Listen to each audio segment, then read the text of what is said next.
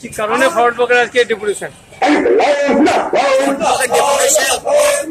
যে করোনা মোকাবিলায় রাজ্য সরকার সম্পূর্ণরূপে ব্যর্থ এবং ব্যর্থতার পয়েন্টগুলো তুলে এবং মানুষের আগামী দিনের চাহিদাগুলোকে নিয়ে আমাদের আজকে এই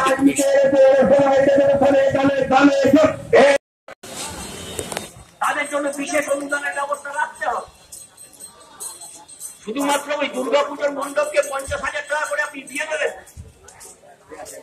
আর বলবেন যে তৃতীয়া থেকে একাদশী পর্যন্ত যে যার রাস্তায় নেমে যাও, আর তারপরেই আপনি লকডাউন ঘোষণা করবেন। এই নাটক চলবে না। লকডাউনের নাম করে যে আপনারা নাটক করছেন,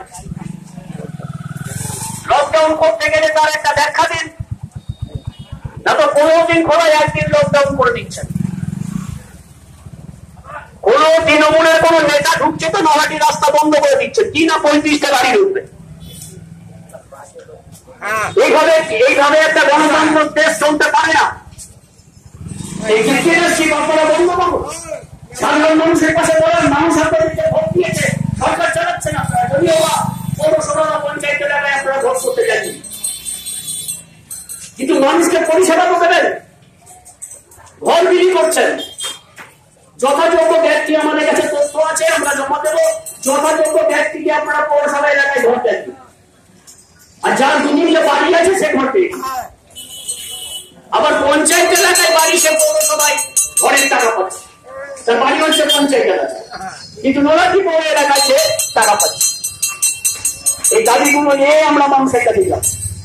বিদ্যুতের বিল গোটা ভারতবর্ষের মধ্যে সব থেকে পশ্চিমবাংলায় বেশি, ভারতবর্ষের মধ্যে পশ্চিমবাংলায় বেশি, এবং এরা 3 মাসে একবার বিল নেয়। কি মজার ব্যাপার, আমরা বলছি মাসিক বিল নিতে হবে। আমাদের সরকারের নিয়ম অনুযায়ী 70 থেকে 100 ইউনিট বিদ্যুৎ পড়ালে আমার 3 টাকা পার ইউনিট হবে। তাহলে আমি